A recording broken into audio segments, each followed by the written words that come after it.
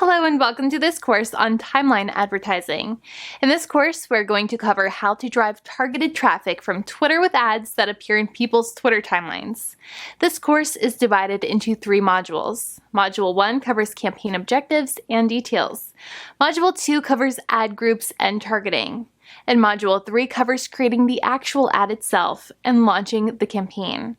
By the time this course is over, you'll know how to effectively create and launch Twitter ad campaigns for your business. So without further ado, let's dive into the first module. Okay guys, welcome to Module 1. In this module, our expert will be teaching you about campaign objectives and details. So get ready to take some notes and let's jump right in. Okay, so here we are on the Twitter dashboard. We're going to come up here to Create Campaign. Click Start Over. And let's talk about these Twitter campaign goals. Now, campaign goals or objectives, you'll notice, are taking over advertising platforms.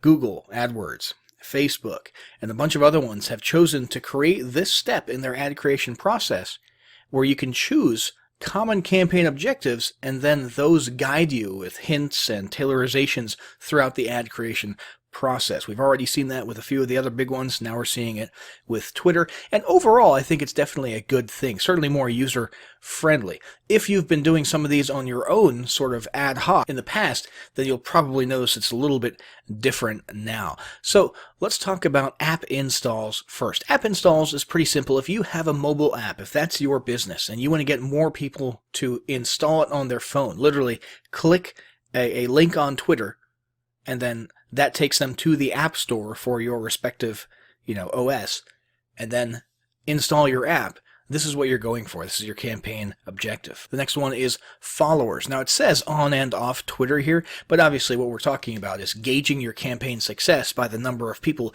who end up following your profile on Twitter. And that's pretty powerful, especially if in addition to your advertising, you also do a lot of organic promotion or organic content on Twitter, and you want to increase the range of that organic reach. Increasing your followers with paid ads is a good way to do that. And tweet engagements. This is a good one to go after if your primary concern is interaction with other Twitter users on Twitter. If you want people interacting with your brand when you tweet. So we're looking at retweets. We're looking at comments, likes, that sort of thing. Those will be what you're measuring the success of these campaigns by. Over here we've got promoted video views. That's pretty self-explanatory. Video, although it's not thought of as the primary thing on Twitter, since there's length restrictions and stuff, is still pretty powerful on Twitter, and video ads are a pretty significant and impactful way to get your message across. Website clicks or conversions. This is probably the most standard issue, meat and potatoes type of campaign goal. This covers sort of everything, especially things like lead generation, right? So you actually want people clicking away from Twitter and coming over to your web properties, namely, a landing page where you're collecting a lead, or if you're doing content marketing, maybe to a content piece with a retargeting pixel, or if you're selling something directly, sales pages, e-commerce stores, product listings, that sort of stuff. All that is going to come here, and my guess is somewhere around 60-70% of those of you who are watching this video are going to be relying on this one somewhat heavily. App re-engagements. So the app is already installed on their phone, and you want them to click on a Twitter ad that reminds them to log back in and use it. Okay, so if you're running some type of a video game app for iOS or Android, and this is a good way to get those people to log back into that app and play in that game with a nice, maybe a video ad or something. You actually see a lot of people doing this, a lot of companies doing this. What's that one? Clash of Clans is doing that type of thing with ads all the time. In-stream video views, pre-roll. This sounds a lot like YouTube's in-stream video, and that's basically what it is. You're taking other people's content, you're taking existing content, and you're sticking your little video ad at the very beginning of it. It's going to be pretty short, but you get some pretty cool placement there that you wouldn't otherwise get. Awareness. This, you don't really care about the retweets. You don't really care about clicks to your website.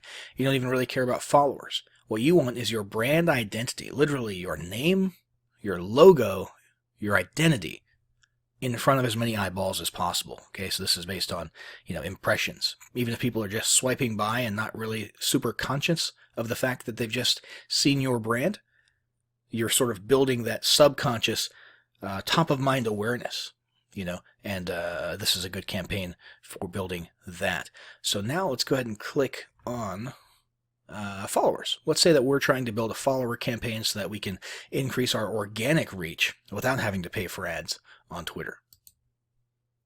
All right, and how it works, this is a little explanation of how things work. You're going to promote your account to build an engaged audience. You're only paying for the followers you gain. So it doesn't matter what type of engagement you get on this post. We could get, 100 retweets and likes and comments and all that good stuff, clicks to our website, pretty much anything. And we're not being billed for any of that. So that's all just extra, That's all just gratis. What we're paying for is just people who click and follow our profile on Twitter. So this is pretty sweet if that's your primary goal. And you've got all the basic stuff here. You've got your campaign name. You've got a start date. You've got an optional end date. So let's talk about some reasons you might have an end date. Let's say you've got a sales quota coming up. An end date might be useful.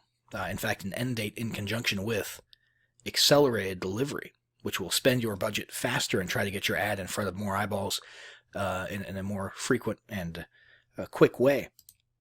Those two things could work together quite well. If you've got a live event coming up, an actual physical live event that's happening on a specific day, well, obviously, that's got to end at some point, preferably a few days before the event. So that would be a good time to utilize an end date for your campaign, as well as accelerated delivery. A product launch where you've literally just got a 7-day window. That would make sense to have a start and an end date, and maybe even an accelerated delivery, okay?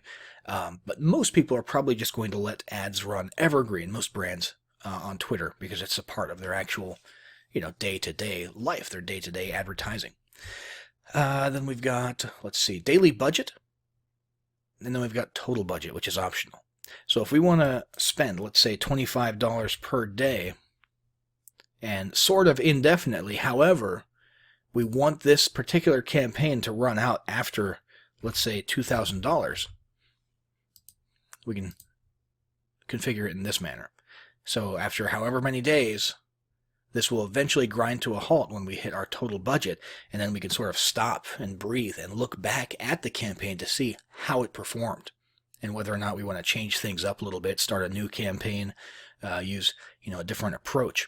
So that's pretty much it for campaign details. I'll set this back to standard. We're going to hit next up here, and that's going to bring us to the ad groups page, and that's what we'll discuss in the next lesson.